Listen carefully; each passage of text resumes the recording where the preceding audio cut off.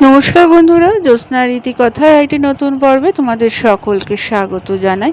বন্ধুরা, শিবলিঙ্গ ভগবান শিবের প্রিয় জিনিস নিবেদন করলে ভক্তরা শুভ ফল পায়। তাই ভক্তরা শিবলিঙ্গে জল, বেলপাতা, দুধ ইত্যাদি নিবেদন করে। তবে প্রথমে শিবলিঙ্গে তোমরা কি নিবেদন করো তা কি জানো? যদি না জানো তাহলে আজকের পর্বে তোমরা জেনে নাও। ভালো লাগলে অবশ্যই শেয়ার করে দেবে আর লাইক করে দেবে, আর পাশের যে বেল আইকনটি রয়েছে তাতে প্রেস করে রাখবে যাতে পরবর্তী ভিডিওর নোটিফিকেশন সবার আগে তোমাদের কাছে পৌঁছে যায়। বন্ধুরা, শিবলিঙ্গে পুজো করলে কেবল ভোলেনাথের আশীর্বাদই আসে না, বরং আধ্যাত্মিক ও আত্মিক বিকাশ ঘটে। শ্রাবণ মাসে ভগবান শিবের পুজো অত্যন্ত গুরুত্বপূর্ণ।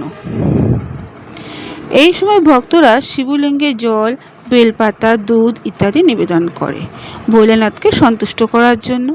তবে শিবলিঙ্গে কিছু নিবেদন করার আগে তোমাদের এই সম্পর্কে কিছু নিয়ম আছে, তা জেনে নেওয়া উচিত। আজ আমি তোমাদের জানাবো শিবলিঙ্গে বেলপাতা বা জল প্রথমে কি নিবেদন করা উচিত। বন্ধুরা, ধর্মীয় বিশ্বাস অনুসারে শিবলিঙ্গে পুজোর সময় প্রথমে শিবলিঙ্গে জল নিবেদন করা উচিত।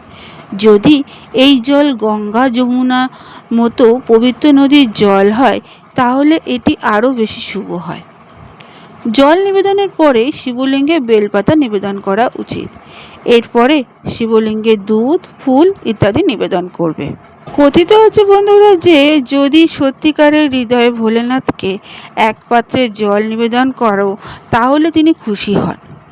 এমন পরিস্থিতিতে যদি সঠিকভাবে শিবলিঙ্গে পুজো করতে না পারো তাহলে শ্রাবণ মাসে এক পাত্র জল নিবেদন করো, শিবের পুজো করতে পারো। একই সাথে যারা শ্রাবণ মাসে সঠিকভাবে ভগবান শিবের পুজো করতে চাও তারা নিয়মিত বিষয়গুলো মনে রাখা উচিত। শ্রাবণ মাসে বন্ধুরা শিব পুজোর জন্য খুব ভোরবেলা ঘুম থেকে উঠে স্নান করে ধ্যান করা উচিত। তারপর ভগবান শিবের পুজো করবে। তার পাশাপাশি শ্রাবণ মাসের সন্ধ্যায় শিবের পুজো করা উচিত। বিশেষ করে শ্রাবণ সোমবারে শিবের পুজো করলে কাঙ্ক্ষিত ফল পাওয়া যায়। পুজোর সময় ভগবান শিবের মন্ত্র জপ করতে পারো এবং শিব চালিসা পাঠও করতে পারো। শ্রাবণ মাসে শিবলিঙ্গে পুজোর সময় প্রথমে জল নিবেদন করবে, তারপর শিবলিঙ্গে 3, 5, 7, 9 অথবা 11টি বেলপাতা নিবেদন করবে। শিবলিঙ্গে বেলপাতা নিবেদন করার সময় ওম নমঃ শিবায় মন্ত্রটি অবশ্যই উচ্চারণ করবে। ভুল করেও শিবলিঙ্গে ভাঙা বেলপাতা বা ছেঁড়া বেলপাতা নিবেদন করবে না। জল এবং বেলপাতার পাশাপাশি যদি তোমরা শিবলিঙ্গে দুধ, দই, মধু ইত্যাদি নিবেদন করতে চাও তাও পারো নিবেদন করতে।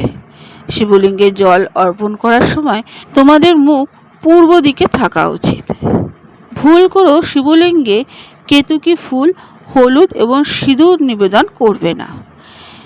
তাই বন্ধুরা, শ্রাবণ মাসে শিব পুজো করার সময় এই তত্ত্বগুলো অবশ্যই খেয়াল রাখবে।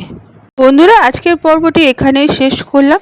এতক্ষণ আমার ভিডিওটি দেখার জন্য ও শোনার জন্য তোমাদের অসংখ্য ধন্যবাদ।